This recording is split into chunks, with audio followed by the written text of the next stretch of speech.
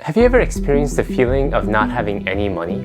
The feeling that if something went wrong, even slightly, you wouldn't know what to do? If the car broke, you had no idea where you would come up with the money to fix it. If you lost your job, you wouldn't be able to make the next month's rent. It's a feeling I've experienced once in my life, and I vowed I'd never want to repeat it again. I fully funded my emergency fund, and it's given me peace ever since. Hi, if you're new to the channel, my name is Tay from Financial Tortoise, a channel dedicated to creating personal finance content for the Sanders generation. In this video, I want to talk to you about having an emergency fund, what it is, how much should be in it, and why it's so important not just for our financial, but also to our mental health.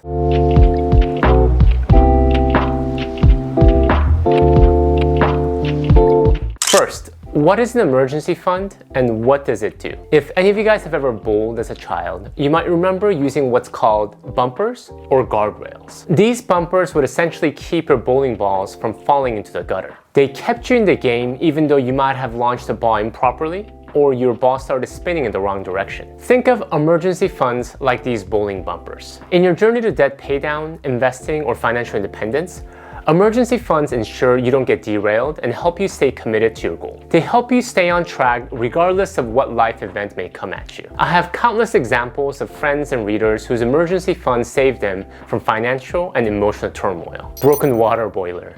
I have a friend who woke up one morning to find that his water boiler wasn't working anymore. When the repairman came, he was presented with a $1,000 bill because he needed to replace the boiler with a new one. If he didn't have an emergency fund, he would have likely needed to use a credit card to cover the cost. But because he had these bumpers, he was able to write a check and go on his day without any issues. Job loss. I knew a reader whose husband's work hours were cut back during COVID. But because they had 6 months of expenses in their emergency fund, they weren't worried at all. They saw it as more of a blessing. The husband will be able to spend more time at home catching up on chores he wasn't able to get to before. Medical emergency. This one actually happened to me, or actually my son. I wasn't very good with my son's dental care when he was an infant. Unfortunately, when he was 3, he had 7 cavities that required a pretty extensive workup. Only a portion of the procedure would be covered by insurance, and we had to pay over $1,000 out of pocket. Again, having an emergency fund gave us the peace to go ahead with the procedure without worrying about money. We were able to prioritize our family's care over financial worries. Unfortunately, in contrast, many American households are not in a good position with their ability to handle emergency situations. According to Bankrate's latest Financial Security Index survey, more than a third, 34% of American households experienced a major unexpected expense over the past year. However, only 39% of respondents said they would be able to cover a $1,000 expense from their savings. The second most popular answer, with 19% of respondents,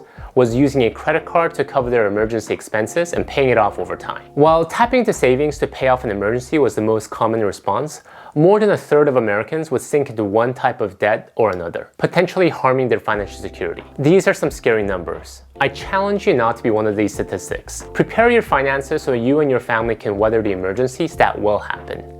Not if, but will. Emergency fund protects you when life throws one of its curveballs at you, and it is the single most important thing to have in your personal finance journey. How much do I need?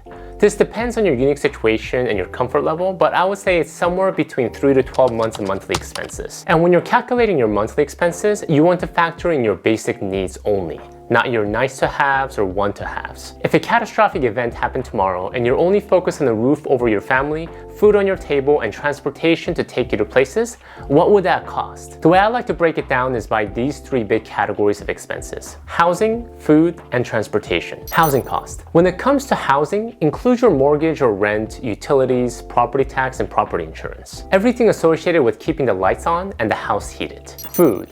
When we're talking about food, we aren't talking about going out to a restaurant or ordering the late night DoorDash. How much would it cost to feed your family sufficiently if you're cooking at home? Transportation. Transportation would include car insurance, car payments if you have any, basic repairs, and gas. If you're in an area where you don't need a car, you can include public transportation costs. Did you notice what I didn't include here? No nice restaurant outings, no extra shopping for clothes, no vacations. What you want to do here is capture your basic cost of living. A good way I calculated this was by meticulously tracking my expenses for 3 months and just averaging it out to come up with my monthly basic expenses. Now with how much you should save.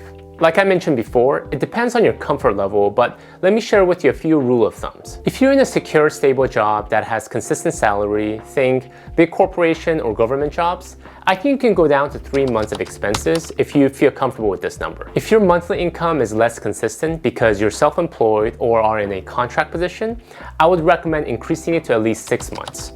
Possibly even 9 months. For my wife and I, though we had stable jobs with consistent income, we felt more comfortable having 6 months of emergency fund given we have young children and aging parents living with us. Regardless of how much you save, the key is having it in the first place. Where to save an emergency fund? Now that you understand the importance of an emergency fund and you know how much you need to save, you're probably asking, where do I put it? Easy.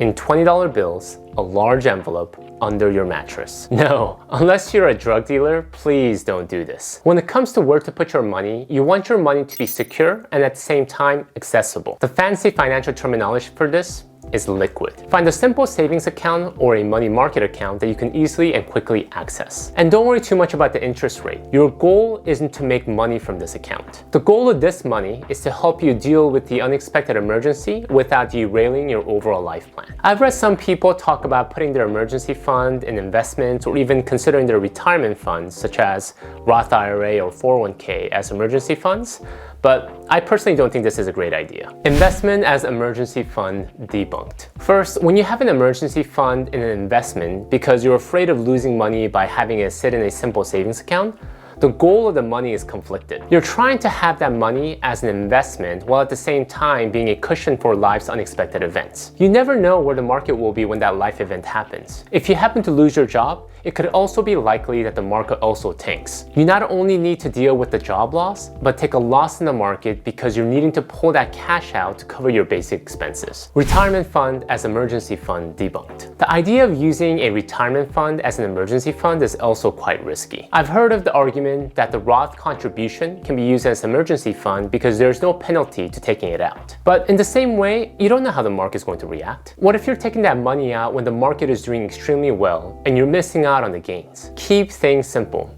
Define a single goal for each dollar. The investment fund's job is to stay in the market and grow. The emergency fund's money is to give you that cushion when life happens. Keep them separate. Emotional benefit of an emergency fund. Having an emergency fund is a smart and sound decision. It makes sense from a very logical perspective. However, the longer my wife and I have had it, we've noticed that it provides tremendous emotional benefit as well. Emotional health is crucial to overall physical health. By having this financial cushion, whenever unexpected events happen, we're able to calmly respond with, oh well, that sucks, rather than, oh my goodness, what are we going to do? Having aging parents that live with us, I'm constantly bracing myself for the day that one of my parents will become severely sick or incapacitated to a point where they will need additional help. I can never predict when and how, but I know it will come one day. The emergency fund helps me to find some level of peace in that thought. If the worst comes to worst and one of us had to quit our jobs to be more available at home, supporting my parents and the kids, it wouldn't be easy, but I know we can weather that storm together. Thank you guys for watching. If you found value from this video, please hit the like button, leave a comment, and subscribe to the channel so that you don't miss out on any of my other upcoming videos. I firmly believe that being part of the sandwich generation doesn't have to mean financial stress.